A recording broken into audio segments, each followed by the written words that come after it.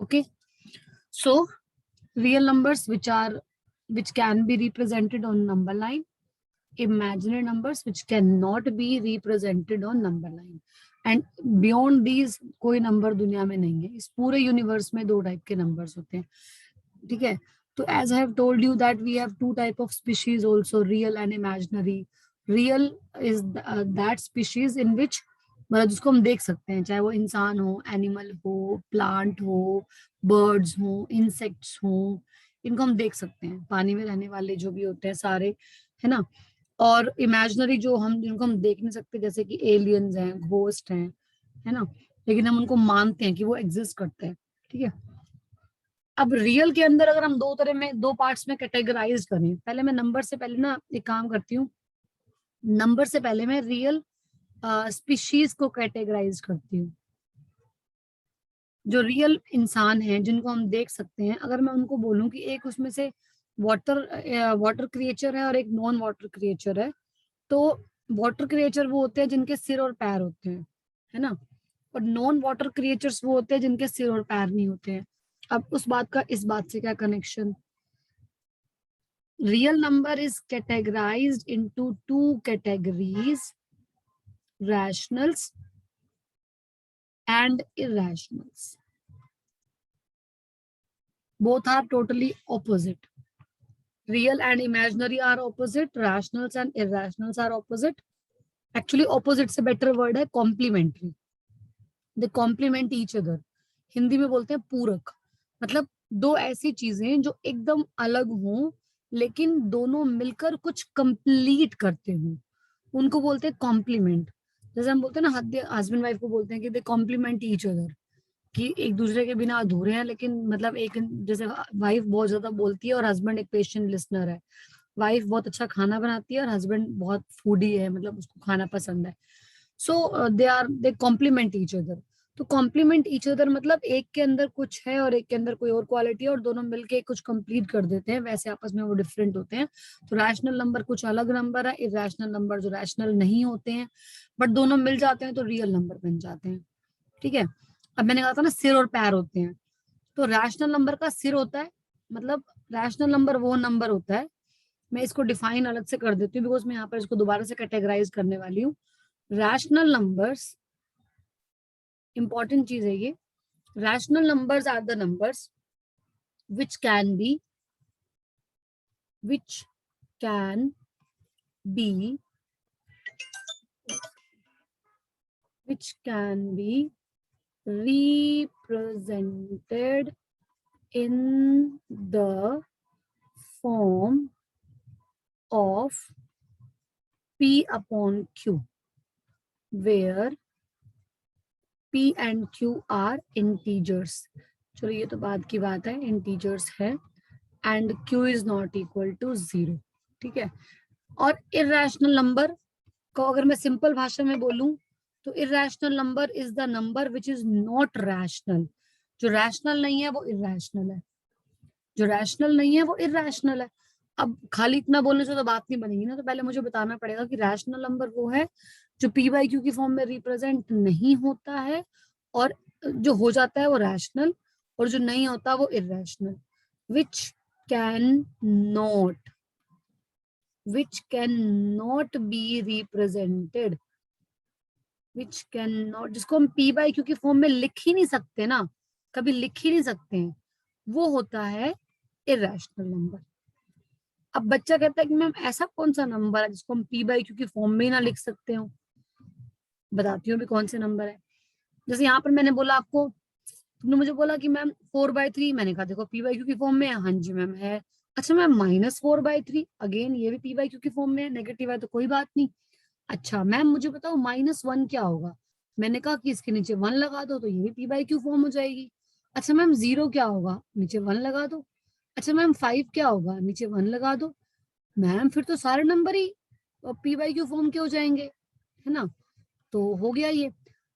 तो फिर इसका मतलब सारे number he p by q form के हो जाएंगे. तो ऐसे कौन से नंबर हैं जो p बाई क्यू की फॉर्म में नहीं आते हैं, ऐसे नंबर कौन से हैं?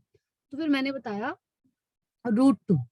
अब बच्चे ने क्या रिप्लाई किया, मैम इसके नीचे भी तो 1 लगा सकते हैं। हाँ लगा सकते हैं, लेकिन हमने एक बात बोली थी, where p and q are integers. कहाँ गई ये रही, where p and q are integers. अब यहाँ पे it should be integer by integer, but it is not. P by q form तो ले आते हो आप, लेकिन उसमें इंटीजर नहीं ला पाते, उसमें न्यूमरेटर और डिनोमिनेटर दोनों इंटीजर होने चाहिए। और वो इंटीजर क्या होता है उसका भी सस्पेंस खोलती हूँ। तो इरेशनल नंबर वो नंबर है which are not rational. Rational number are the numbers which can be represented in the form of p by q, where p and q are integers and q is non-zero. And irrational numbers are the numbers which cannot be represented in the form of p by q, where p and q are integers.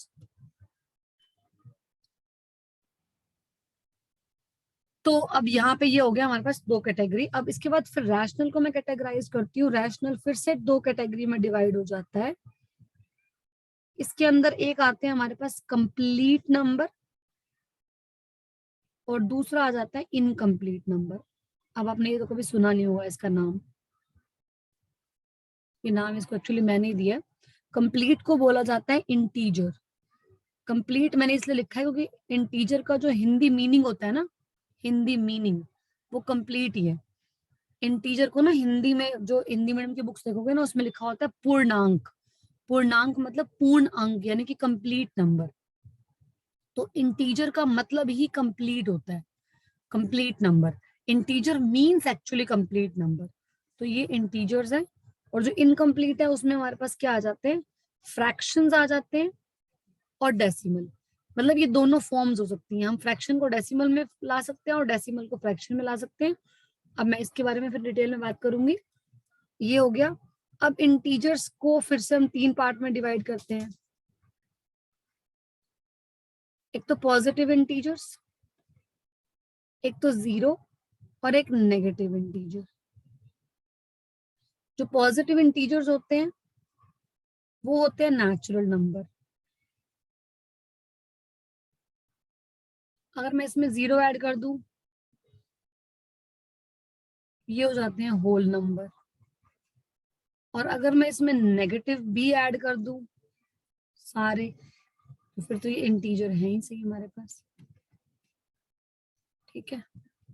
और fraction जो होते हैं they are part of something like 1/2, 2/3, है ना। ये proper fraction भी होते हैं, इम्प्रॉपर फ्रैक्शन भी होते हैं। ठीक है, ये तो आपके फ्रैक्शंस हो गए। और अगर मैं इन फ्रैक्शंस को डिवाइड कर दूं, जैसे 1 को मैंने 2 से डिवाइड कर दिया, ठीक है, 0 लगाया, तो यहाँ पर ये हो गया डेसिमल फॉर्म।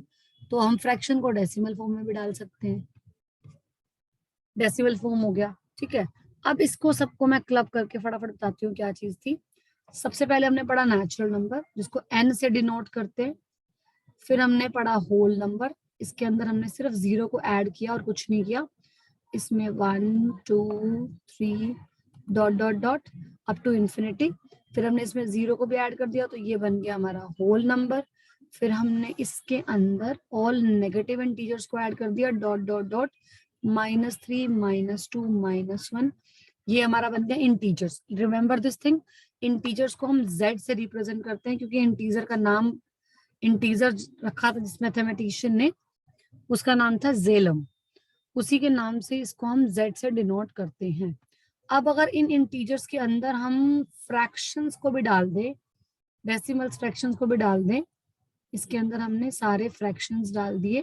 ठीक है, लाइक 1/2, 3/4, 4/1, 2 या 3, कुछ भी एटसेट्रा। ठीक है, तो ये हमारा पूरा का पूरा जो बन गया, ये बन गया रैशनल। अब रैशनल एक अलग कैटेगरी है, इरैशनल एक अलग कैटेगरी है। अगर हमने इधर इरैशनल ले लिया, तो ये जो पूरा का पूरा कॉम्बिनेशन बना रैशनल प्लस इरैशनल, ये है रियल नंबर्स। अच्छा, मैंने आपको बाय मिस्टेक इमेजिनरी के बारे में कुछ भी नहीं बताया क्योंकि हमारे कोर्स में वो है नहीं।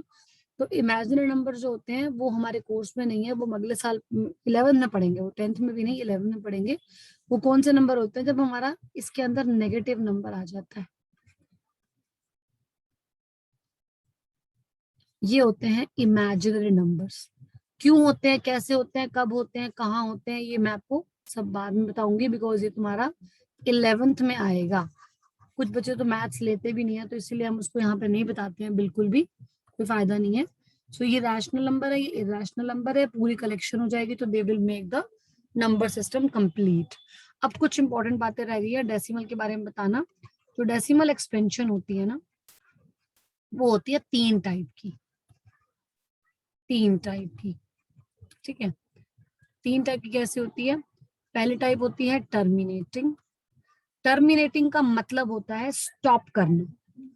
टर्मिनेट करना मतलब स्टॉप करना। तो अगर मान लो मैंने कोई नंबर लिया, मैंने लिया 5/2, 5 को मैंने डिवाइड किया 2 से, तो ये हो जाएगा 2 2 4, नहीं स्टॉप हुआ, चलो कोई बात नहीं, हमने 0 लगा दिया, कैरी कर लिया, 2 5 10। अब यहाँ पर क्रॉस लग गया। क्रॉस लगने का मतलब हो गया स्टॉप। स्टॉप का मतलब होता है टर्मिनेट। तो इसका मतलब हमारी यहाँ पर जो वो है डेसिमल एक्सपेंशन है वो टर्मिनेट कर गई, तो इसको बोलते हैं टर्मिनेटिंग डेसिमल एक्सपेंशन। अगर यहाँ पर होता 2/3 और मैं डिवाइड करने बैठती 2 को, हमेशा न्यूमरेटर को डिवाइड करते हैं डिनोमिनेटर से, यहाँ लग गया 0, 3 पहले हम डेसिमल लगाएंगे, 3 6 18, अरे वापस से 2 आ गया, फिर से 0 लगाओगे, ये तो फिर से 6 पे जाएगा, तो फिर से 2 आ गया, तो ये तो स्टॉप होने नहीं वाला, ये तो हमेशा यही जाने वाला है। 2018 2018 2018 6 तो इसको ये कब कितना भी कर लो, कितना भी कर लो, ये कभी स्टॉप नहीं करेगा, ये गारंटेड है, ये कभी स्टॉप नहीं करेगा। कभी स्टॉप नहीं करेगा तो इसको हम बोलेंगे नॉन टर्मिनेटिंग बट रिपीटिंग, ठीक है। तो रिपीटिंग वर्ड आप यूज ना भी करो, तो आपको इतना बता रही हूँ कि ये नॉन टर्मिनेटिंग है, ठीक है। अब नॉन टर्मिनेटिंग है तो मतलब वो स्टॉप नहीं कर रहा, लेकिन अगर हम कोई नंबर p/q की फॉर्म का ले रहे हैं, मतलब रैशनल नंबर ले रहे हैं, तो वो 100% रिपीट करेगा। अब ये जरूरी नहीं है कि सिंगल डिजिट रिपीट करे। अब ये सिंगल डिजिट रिपीट करी है ना, तो जो डिजिट रिपीट करी है मैंने उसके ऊपर बार लगा दिया, बट कभी कभी ऐसा नहीं होता है। कभी कभी हम जैसे कोई एग्जांपल ले लेते हैं, like give me one example of your choice, any example. Let me divide 3/7, ठीक है, इसको चेक करते हैं क्या आने वाला है। 3 को हम डिवाइड करते हैं 7 से, 7 4 28, स्टॉप नहीं कर रहा, ठीक है, 2 आ गया, 0 लिया, 7 2 14, अरे अभी भी स्टॉप नहीं हुआ, 7 8 56, अरे अभी भी रिपीट नहीं करा, 7 5 35, अरे अभी भी चल रहा है, तो चलते जाओ कोई बात नहीं, 0 0 लगाते जाओ, जितने भी 0 लगने लगाते जाओ यहाँ पर, 7 7 49, अभी भी रिपीट नहीं कर रहा, 1 0, 7 1 7। अब फाइनली हमें 3 मिला, हमने स्टार्ट भी 3 से किया था, फाइनली मुझे 3 मिला। अब मैं 30 लूंगी ना, अब मेरे को वापस से 4 मिलेगा, 7 4 28, फिर मुझे वापस से 7 2 14 आएगा। Are you getting me? तो अब यहाँ पे हमारा चलता जाएगा, तो यहाँ पे हमारे पास क्या आएगा, 0.42857 42857 42857 42857 डॉट डॉट डॉट। तो इसको हम बार बार तो नहीं लिखेंगे ना, हम इसको लिखेंगे 0.428571 बार। तो इसको बोलते हैं रिपीटिंग ब्लॉक। रिपीटिंग ब्लॉक के अंदर 1 डिजिट भी हो सकती है, 2 डिजिट भी हो सकती हैं, 10 डिजिट भी हो सकती हैं, 20 डिजिट्स भी हो सकती हैं, मोर देन दैट डिजिट भी हो सकती है। अब बच्चे का सवाल क्या आता है कि मैम हमें क्या पता कि कब तक डिवाइड करना है, अगर हमारा बहुत लंबा डिवीजन चला जाए और रेपिटेशन स्टार्ट ना हो तो हम क्या करेंगे? भाई एक सिंपल सी पहचान बता रही हूँ, जब आप डिवाइड करते हो ना, तो जो हमारा डिवाइजर होता है ना, ये इससे ज्यादा लंबी डिवीजन नहीं हो सकती। मतलब अगर आप 7 से डिवाइड कर रहे हो ना, आपके रिपीटिंग ब्लॉक में 6 डिजिट से ज्यादा नहीं आएंगे, मैक्सिमम 6 आएंगे, मैक्सिमम 6। आप देख लो 6 आ रहे हैं। आपके एनसीईआरटी में क्वेश्चन है एक, 17 से डिवाइड करना है 1 को, शायद 1 को है, पता नहीं किसको करना है, 17 से डिवाइड करना है। और आप उसकी डिवीजन देखना, चलती जाएगी, आप थक जाओगे, वो खत्म नहीं होगी, आप थक जाओगे, वो खत्म ही नहीं होगी। आपको 16 स्टेप के बाद रेपिटेशन मिलेगी, 16 के बाद। तो इसका पहचान ये होती है कि हम जिससे डिवाइड कर रहे होते हैं ना, उससे एक डिजिट कम तक कई बार आपकी रेपिटेशन नहीं मिलती आपको, ठीक है, बट उसके बियॉन्ड नहीं जाएगी। अगर आप 7 से डिवाइड कर रहे हो तो आपके रिपीटिंग ब्लॉक में 7 डिजिट्स नहीं आ सकते हैं। ओके, इसको हम बोलते हैं non terminating but repeating, non terminating but repeating, क्योंकि यहाँ पे हमारी रेपिटेशन स्टार्ट हो जाती है। Non terminating but repeating. तो ये हमारी जो दोनों टाइप की हुई, एक तो मैंने बताया आपको टर्मिनेटिंग और एक मैंने बताया नॉन टर्मिनेटिंग बट रिपीटिंग। तो ये दोनों टाइप जो है, ये दोनों रैशनल की कैटेगरीज हैं। क्योंकि हम डिवाइड तो पी बाय, देखो हम डिवाइड तब करेंगे ना जब हमारे पास कोई पी बाई क्यू की फॉर्म होगी, और पी बाई क्यू की फॉर्म का मतलब क्या होता है, वो रैशनल नंबर है। तो रैशनल नंबर के अंदर हमारी डेसिमल एक्सपेंशन दो टाइप की आती है। रैशनल नंबर में हमारी डेसिमल एक्सपेंशन दो टाइप की आती है। One is terminating, other is non terminating but repeating.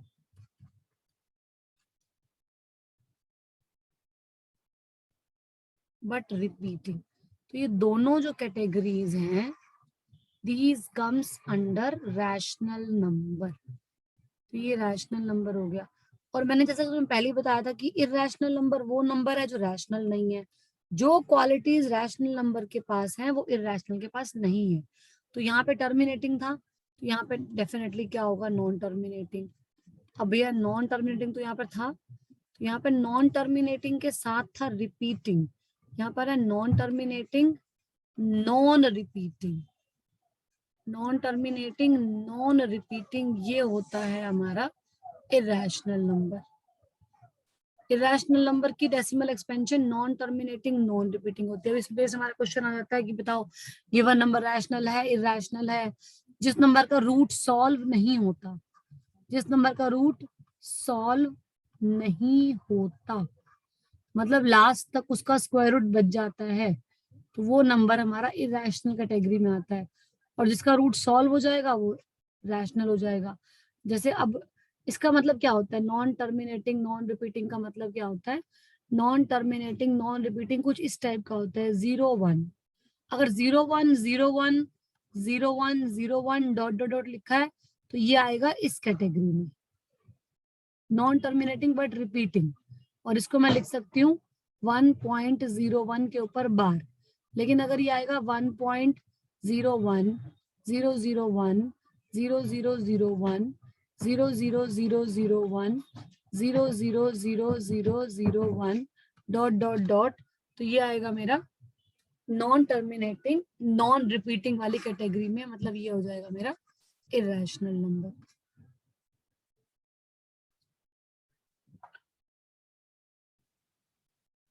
So now let me tell you how to represent irrational numbers on number line.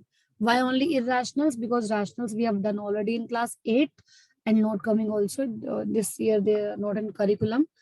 And we are studying only about real numbers, not imaginary, of course. And all real numbers can be represented on the number line. That's why they are real, because they can be represented. So I will start with the root 2. Here I'm using Pythagoras theorem. Pythagoras theorem statement says that in a right angle triangle, the side opposite to 90 is hypotenuse and it is the longest side. And theorem says that square of hypotenuse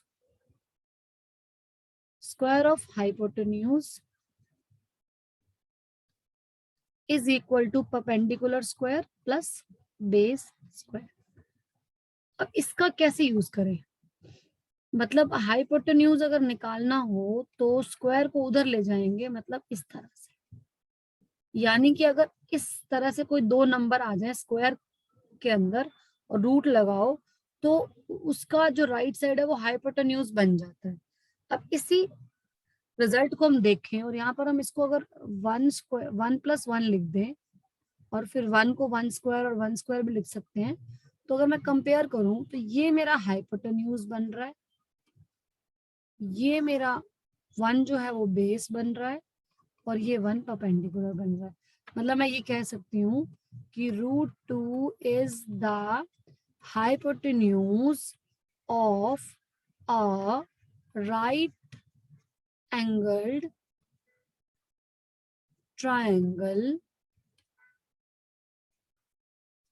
whose base is 1 and perpendicular is also 1। तो हम यही करेंगे, हम एक number line लेंगे, उस पे हम पहले 0 और नेगेटिव साइड बस दिखा देंगे हल्की सी, पॉजिटिव में 1 लेंगे। अब इस पे बनाएंगे 90 डिग्री। अब ये 90 कंपास से बनाना है या डी से, वो तुम्हारी टीचर जो कहेगी वही करना है। हम मैं तो आपको डी से अलाउ कर रही हूँ क्योंकि इसमें कुछ फर्क नहीं पड़ता, आप डी से बनाओ या कंपास से बनाओ, बट अभी तो बनाना ही नहीं है। चलो छोड़ो, आर्ग्यूमेंट खत्म हो गया। 1 और आपने यहाँ पे 1 कट कर लिया, 1 बेस है, 1 परपेंडिकुलर है और आपने ये ज्वाइन कर दिया। सो कहने को तो हमारा √2 आ गया, क्योंकि अगर ये 1 है ये 1 है तो 1 स्क्वायर प्लस 1 स्क्वायर √2 आ गया। बट और मुझे √2 ही चाहिए था, बट क्वेश्चन में लिखा हुआ था represent √2 on number line. Number line हमारा तो स्लैंटिंग पोजीशन है, नंबर लाइन पे तो दिखा नहीं। अब कंपास को आपने यहां रखना है, ड्रैग करते हुए ड्रैग करते हुए ड्रैग करते हुए नीचे लाना है। कंपास यहाँ रखनी है, यहाँ रखनी है, यहाँ कंपास की पिन आएगी ओ पॉइंट पे, ए तक ओपन करोगे, ड्रैग करते करते नीचे लाओगे और यहाँ जो पॉइंट आएगा, मान लीजिए पी आ गया, सपोज ये वाला पॉइंट पी है, सपोज ये वाला पॉइंट क्यू है, तो हम यहाँ पर ये बोलेंगे जो पी है ना, दैट रिप्रेजेंट्स 1, क्यू रिप्रेजेंट्स √2। अब अगर मैं इसी में √3 बनाना चाहूँ तो √3 बनाने के लिए क्या प्रॉब्लम आती है मुझे, √3 में मुझे प्रॉब्लम ये आ जाती है कि √3 ब्रेक नहीं होता। 1 मतलब ब्रेक तो होता है, 2+1 में हो गया, लेकिन अब देखा जाए तो 1 तो 1 का स्क्वायर है, लेकिन 2 किसका स्क्वायर है, 2 is square of √2। This is important thing, 2 is square of √2। 2 √2 का स्क्वायर है, इसका मतलब इसका बेस √2 है और परपेंडिकुलर 1 है। Now the base is √2। Now the base is √2। √3 is the hypotenuse of a right triangle whose base is √2 and perpendicular is 1। तो अब मैं क्या करूंगी, अब मैं ये वाला जो काम मैंने करा है ना, इसको रिपीट करूंगी एज इट इज, इसको रिपीट करूंगी एज इट इज, और मेरा Q आ गया √2, यानी कि मेरा OQ बेस बन गया। अब मैं इसको डिफरेंट कलर से दिखा रही हूँ। अब मेरा जो बेस है ना वो बन गया ये मेरा बेस हो गया, बिकॉज यहाँ तक √2 है। अब मैं इसके ऊपर बनाऊंगी परपेंडिकुलर, टेढ़ा हो गया थोड़ा। अब मैं इस पे बनाऊंगी अपना परपेंडिकुलर, ठीक है, फिर से गोल हो गया, चलो कोई नहीं।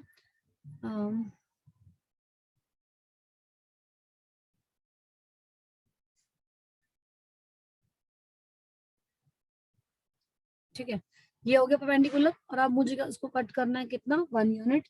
जो मैंने यहाँ कट किया था वही मैंने यहाँ कट कर दिया। अब मैं इसको भी ज्वाइन कर दूंगी O के साथ, और मान लो मैंने इस पॉइंट का नाम दे दिया जी B। अब मैं कंपास रखूंगी O पर और B तक उसको ओपन कर लूंगी, B तक उसको ओपन कर लूंगी और इसको फिर से ड्रैग करते करते करते मैं नीचे लाऊंगी, ड्रैग करते करते मैं नीचे लाऊंगी और इस पॉइंट का नाम मैं रखूंगी R। तो बात है, ये तो ये थी ना,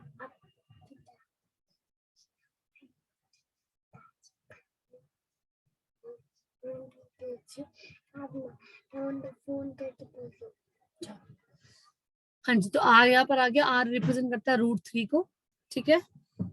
तो इस तरह से हमारा क्वेश्चन एग्जाम में आ सकता है कि अगर वो मान लो सपोज एक बार के लिए वो आपको यहाँ पर 4-5 ऐसे क्या कहते हैं परपेंडिकुलर बना के दे दे, अगर वो आपको कंफ्यूज करने के लिए या क्वेश्चन के अंदर वैरायटी डालने के लिए ऐसे 90 आपको बना के 4-5 बार दे दे, और अब ये √3 था, अगर मैं √3 को बेस लेती हूँ और 1 इसमें ऐड करती हूँ, तो यहाँ मुझे क्या मिलने वाला है? √3 + 1 4 मिलने वाला है। 3 + 1 4 मिलने वाला है ना मुझे यहाँ पे, तो मुझे √4 मिलने वाला है। √4 कुछ नहीं होता, √4 2 ही होता है। अगर मैं इसका 1 यूनिट कट करती हूँ ना, और इसको इससे ज्वाइन करती हूँ और इसको ड्रैग करती हुई नीचे लाऊंगी, तो ये जो एस पॉइंट मिलेगा ये कुछ नहीं है बल्कि √4 है। तो देखा जाए,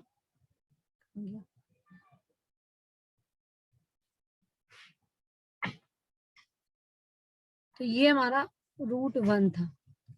तो यहाँ पे इस तरह से होता है, ये पहला पॉइंट जो 90 का होता है वो 1, पहला ड्रैग जो होता है वो √2 का होता है, दूसरा ड्रैग √3 का होता है, तीसरा ड्रैग √4 का होता है। ऐसे ही मैं अगला करूंगी तो √5, √6, √7। तो इस तरह से हम लोग सारे रूट बना सकते हैं। और अगर हमें कोई स्पेसिफिकली बनाना है, एक एक कोई सा बनाना है, तो उसको हम ऐसे ब्रेक करके बनाते हैं। जैसे अगर मुझे √5 बनाना होता तो मैं इसको ब्रेक करती किस तरह से, 4+1 में। क्यों 4+1 में क्यों करती है? क्योंकि मुझे दोनों नंबर स्क्वायर के मिल जाते हैं, वरना मुझे फिर मुश्किल हो जाती है। जैसे मुझे उसने क्वेश्चन दे दिया √10, तो मैं लिखूंगी इसको 9+1, सॉरी 1, और 9 को मैं लिखूंगी 3² + 1²। बेस को मैं ले लूंगी 3, परपेंडिकुलर को ले लूंगी 1। अगर मुझे उसने बोला कि √17 मान लीजिए, तो इसको मैं लिखूंगी 16+1, दैट इज 4² + 1²। तो इस तरह से हमारे पास नंबर लाइन के क्वेश्चन हो जाते हैं। उसके बाद हमारे पास क्वेश्चन आता है representing in the form of p/q। p/q से डेसिमल में, डेसिमल से p/q में, क्योंकि p/q से डेसिमल में जाते हैं हम, डेसिमल फॉर्म से p/q में आते हैं। ठीक है। अच्छा, एक बात तो बता देती हूँ मैं, रैशनल नंबर में और फ्रैक्शन में क्या फर्क है? फ्रैक्शन में क्या फर्क है? Fraction is a part of rational number. Rational number एक बड़ी चीज है, फ्रैक्शन उसका एक पार्ट है। आपने पढ़ा ही था अभी कि फ्रैक्शन सीधा में बीच में, देखो ये रैशनल नंबर है, इस रैशनल नंबर के अंदर आते हैं इंटीजर्स और फ्रैक्शंस, है ना, इंटीजर्स और फ्रैक्शन। तो फ्रैक्शन एक पार्ट ऑफ रैशनल नंबर है, डिफरेंस ये होता है। और दूसरा डिफरेंस क्या होता है? Fraction can never be negative, fraction कभी भी नेगेटिव नहीं होते हैं, but rational numbers may be negative और पॉजिटिव, मे बी नेगेटिव और मे बी पॉजिटिव। नेगेटिव भी हो सकते हैं, पॉजिटिव भी हो सकते हैं, बट फ्रैक्शन कभी भी नेगेटिव नहीं होते, देर ऑलवेज पॉजिटिव। फ्रैक्शन मतलब part of something, fraction means part of something. थोड़ा फास्ट बोल रही हूँ इसलिए रिकॉर्डिंग कर रही हूँ ताकि आपको बाद में दोबारा सुनना, आप सुन सकते हो। Fraction is a part of something because हम जब भी किसी चीज का कोई पार्ट लेते हैं, एप्पल खाया मैंने, तो मैं कितना एप्पल खा सकती हूँ? 1/3, हाफ, 2/3, 3/4, 9/10, कोई भी पार्ट खा सकती हूँ उसका मैं। या मैंने अगर चलो 1.5 एप्पल भी खा लिया तो 3/2 हो जाएगा। 2.5 खाया तो 5/2 हो जाएगा। 2 and 1/4 खाया तो वो 4 to 9/4 हो जाएगा। So that can be any fraction, proper और इम्प्रॉपर, लेकिन वो कभी भी नेगेटिव नहीं होगा। कभी भी हम ये नहीं बोलेंगे कि मैंने -1/2 एप्पल खा लिया, मैंने -1/2 वर्क कर लिया। So fraction is a part of anything, and part of anything can not be negative. So that is the difference, maybe asked sometimes. Then I was talking about converting.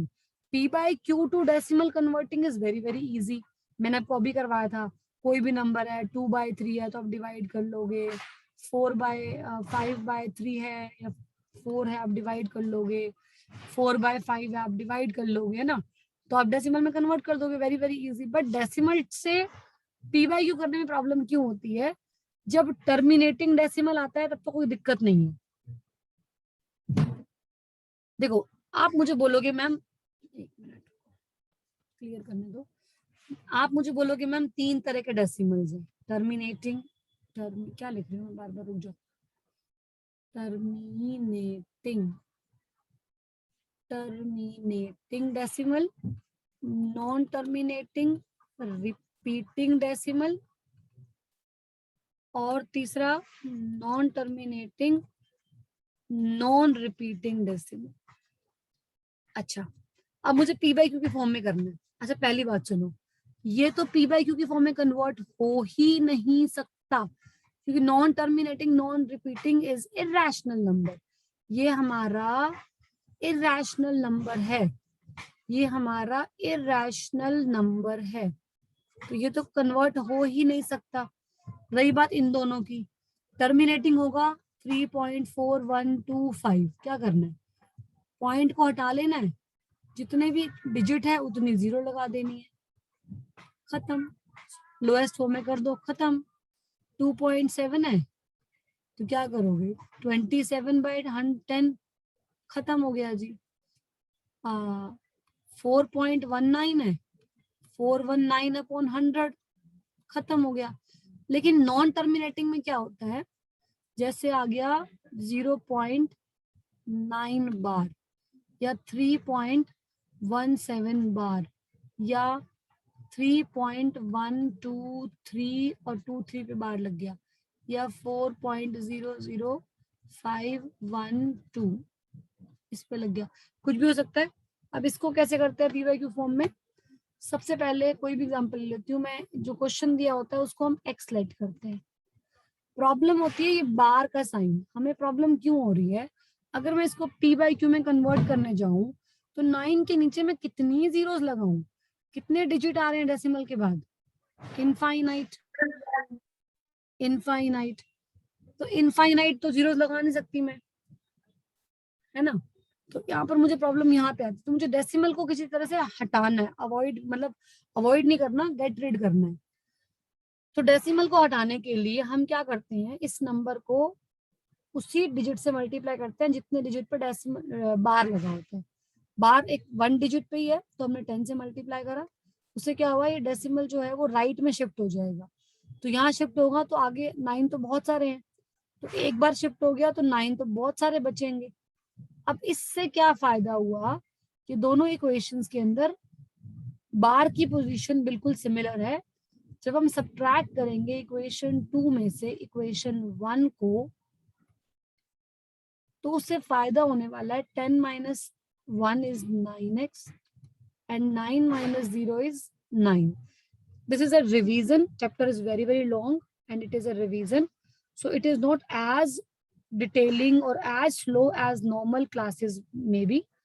So I would say maybe तुम्हें बुरा लगे, but मैंने starting में बहुत बार मम्मा को बोला था, but I think आप कॉन्फिडेंट थे, अब आपको नहीं आ रहा वो चीजें, तो लेट काफी है, तो इसीलिए अब इसको मैं इतना ही करा सकती हूँ, और डिटेलिंग में जाएंगे तो फिर कई क्लास लग जाएंगी हमारी। x is equal to 9/9 gives you 1, ठीक है। तो ये हमारा हो गया, 1/1 बोल दोगे तो पी बाई क्यू की फॉर्म हो जाएगी। अब बच्चा कहता है कि मैम अगर 0.9 नहीं हो हमारे पास, 3.17 टाइप हो, उसमें भी सेम कहानी है, 2 इक्वेशन बनानी पड़ेंगे मुझे उसके अंदर भी। तो उसमें क्या करना है, आप देखते हैं किससे मल्टीप्लाई करना पड़ेगा। उसमें हमने क्या किया, x को लेट किया 3.17 बार। अब क्योंकि बार 2 डिजिट पे है तो हमने इसको 2 डिजिट से मल्टीप्लाई किया, और बार ने फिर जंप कर लिया 2 डिजिट, और इसके बाद 17171717 तो वो बार हो गया। फिर से हम सब्ट्रैक्ट करते हैं 2 माइनस 1, 100 माइनस 1 हो गया जी 99x, और माइनस करोगे तो ये बार, ये इसका फायदा ये होता है, पता है, इसका फायदा होता है कि जो बार वाला सारा का सारा कचरा है ना, ये सारा मैटर है, ये खत्म हो जाता है। जो प्रॉब्लम थी ना वो वैनिश, ये पूरा खत्म।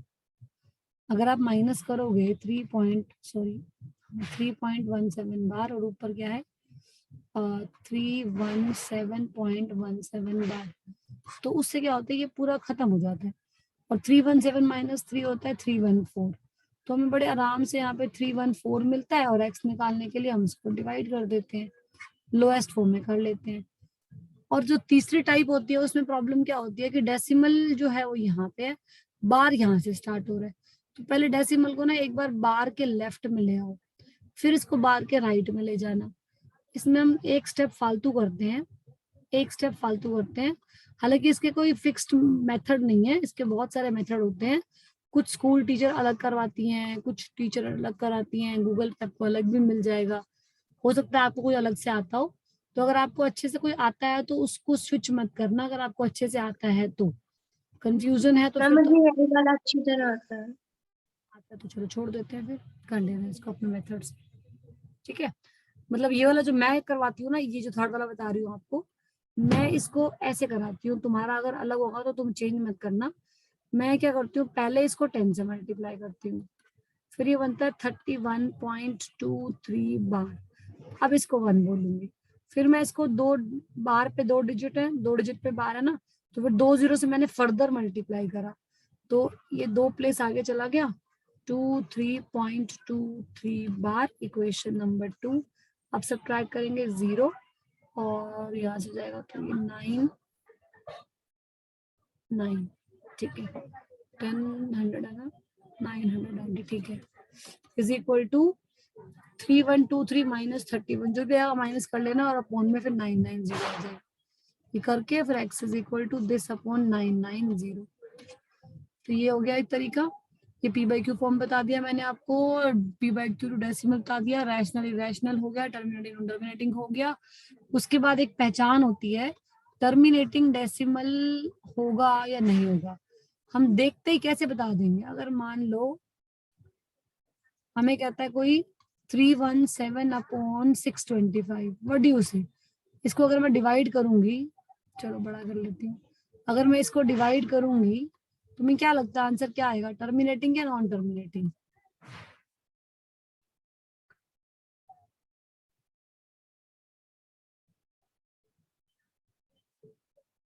बिना डिवाइड किए बताना एक बार,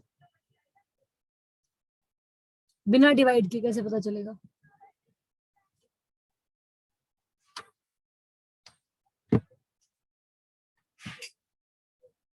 बिना डिवाइड किए पता करना हो तो पहले तो इसको लोएस्ट फॉर्म में कर लो, उसके बाद डिनोमिनेटर के प्राइम फैक्टराइजेशन इसके, यहाँ पे आ रहा है 5 raised to power 4। अगर डिनोमिनेटर में, सुनो ध्यान से, डिनोमिनेटर में ओनली 2 आए, ओनली 2 मतलब 2 की पावर्स, 2 की पावर्स, ठीक है, टर्मिनेटिंग। अगर डिनोमिनेटर में ओनली 5 की पावर्स आए, terminating.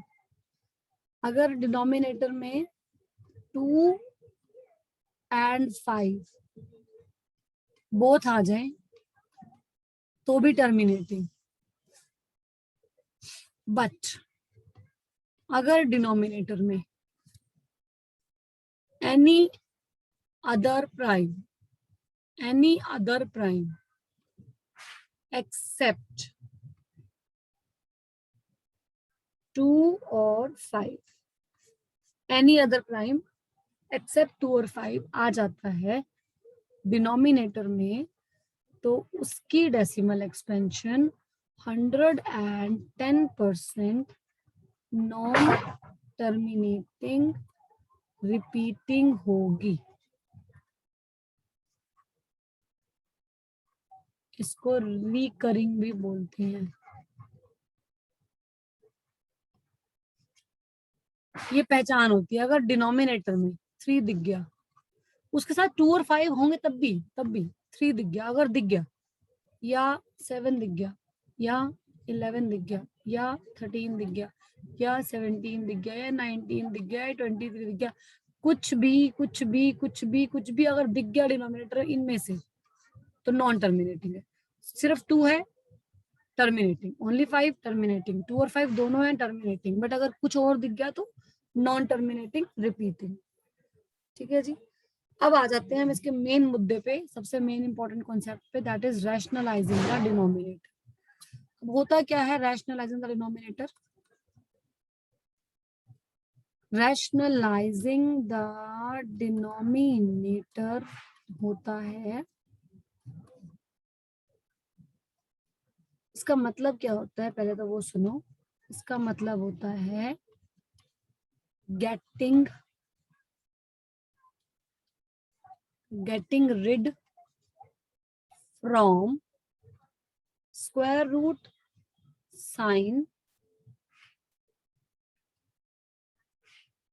in the denominator, only denominator. हमारे डिनोमिनेटर में स्क्वायर रूट का साइन नहीं होना चाहिए. जैसे अगर हमारे पास 1/√5 है तो ये इनकम्प्लीट माना जाएगा, ये कंप्लीट नहीं माना जाएगा, इनकम्प्लीट. तो इसको हम पहले √5 से मल्टीप्लाई और डिवाइड करेंगे और आएगा हमारा √5. और इम्पोर्टेंट पॉइंट क्या होता है, √5 इंटू √5 5 होता है. ठीक है. एक और बताती हूँ आपको मेन सी इसके अंदर, just a second.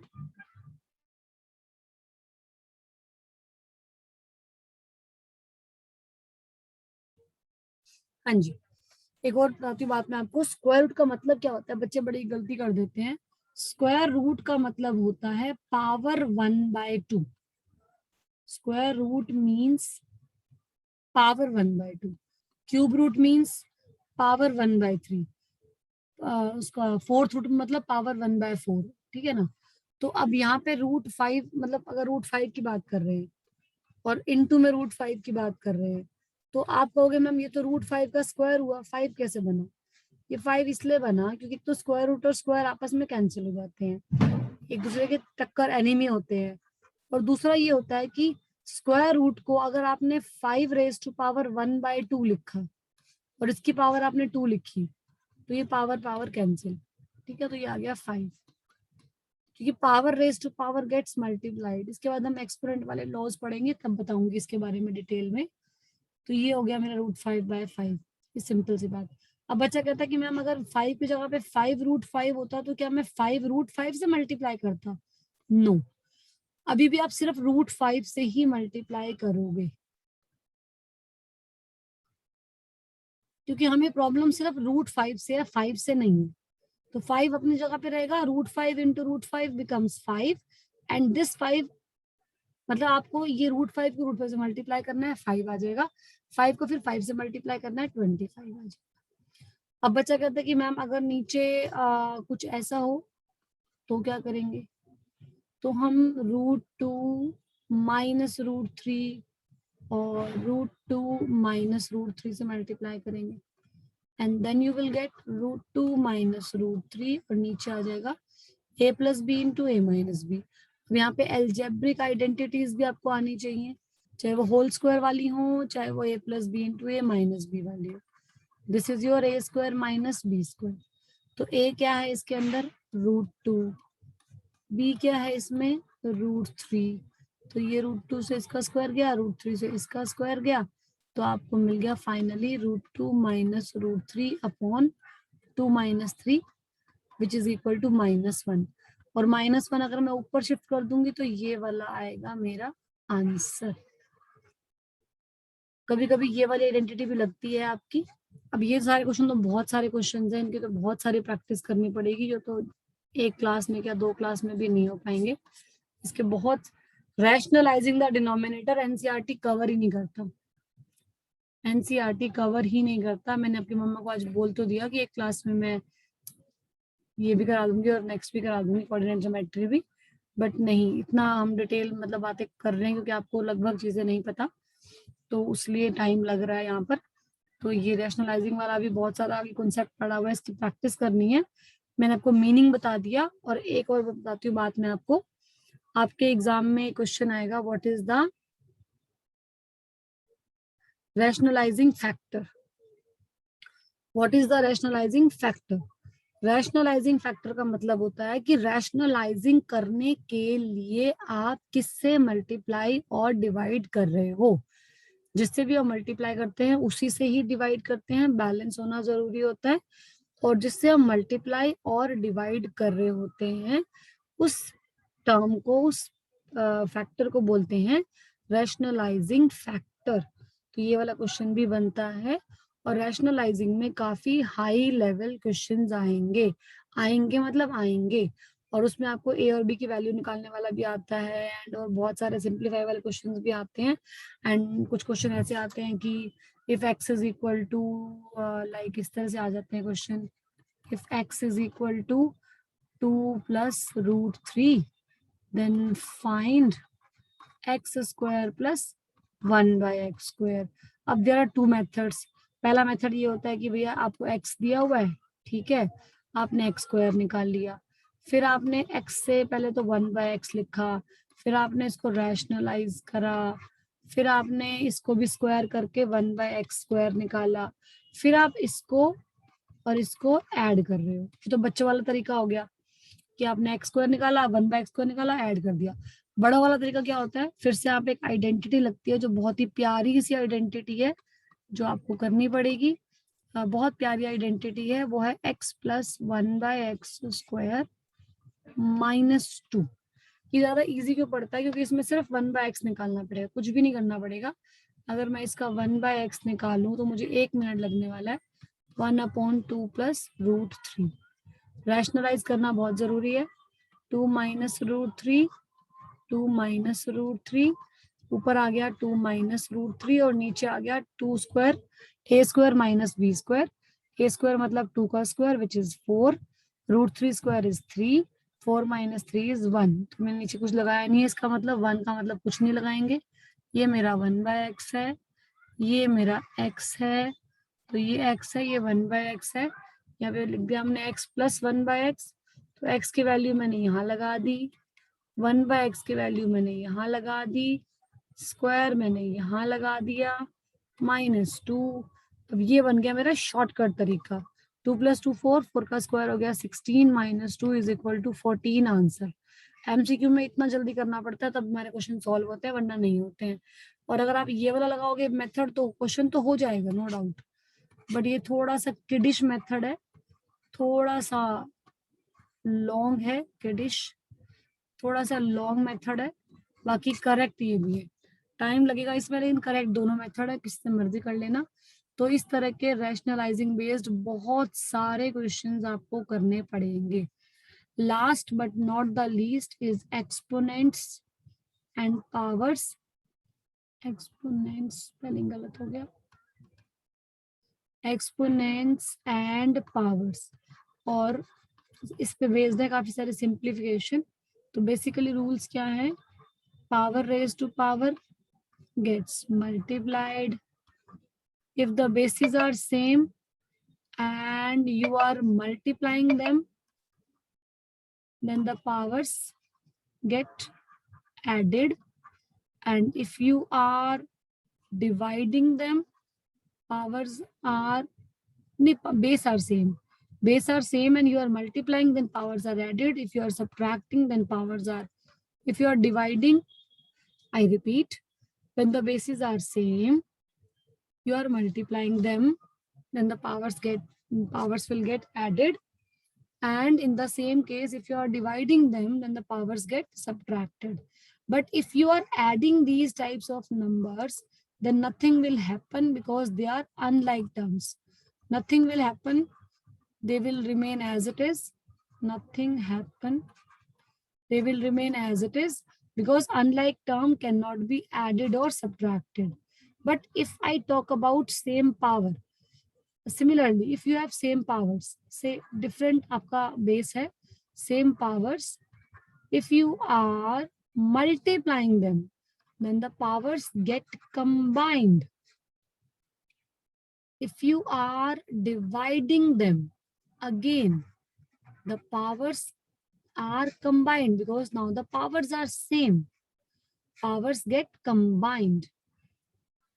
But if you are adding them, if you are adding them, please don't say the powers are combined. It is blunder. It is absolutely not equal, because you all know a square plus b square is never equal to a plus b whole square. So powers combine होती हैं सिर्फ multiply में और divide में, add subtract में powers कभी भी combine नहीं होती हैं। एंड सिमिलरली ऐड सब्ट्रैक्ट में हमारी जो टर्म्स हैं वो ऐड भी नहीं होती इस तरह से, अनलाइक टर्म्स। पावर सेम नहीं है, बेस सेम है तब भी ऐड नहीं होगा, और पावर सेम है बेस डिफरेंट है तब भी ऐड नहीं होगा, ठीक है। And the simple thing, any number raise to power 0 is equal to 1. One another thing, if you have power negative, so it will be 1 upon a raised to power m, and if you have like a raised to power m, और आपने इसको नीचे लेके जाना है तो it will be minus. I don't think I have left anything. एक था इसमें कॉन्सेप्ट रूट 4.7 वाला, वो ऑन नंबर लाइन, वो हमारे कोर्स से डिलीटेड है। एक हमारे पास कॉन्सेप्ट था विजुअलाइजिंग वाला, जो हम उसमें नंबर लाइन पे विजुअलाइज करते रहते हैं, वो भी डिलीटेड है हमारे कोर्स से। उसके अलावा रैशनलाइजिंग बहुत इंपॉर्टेंट है, जिसपे क्वेश्चन हमारा काफी अच्छा आने वाला है। तो rationalising, exponent, rational, irrational, simple number line पे एक्सपेंड करना, वो करना, पी बाई क्यू फॉर्म में लाना, डेसिमल से पी बाई क्यू की फॉर्म में लेके आना, ठीक है। तो ये सारे बेसिक टर्म पे बेस हमारे क्वेश्चंस आने वाले हैं, and I think I have done all from this. अब आप मुझे बताओगे कि कुछ आपको नहीं आया तो बताओ।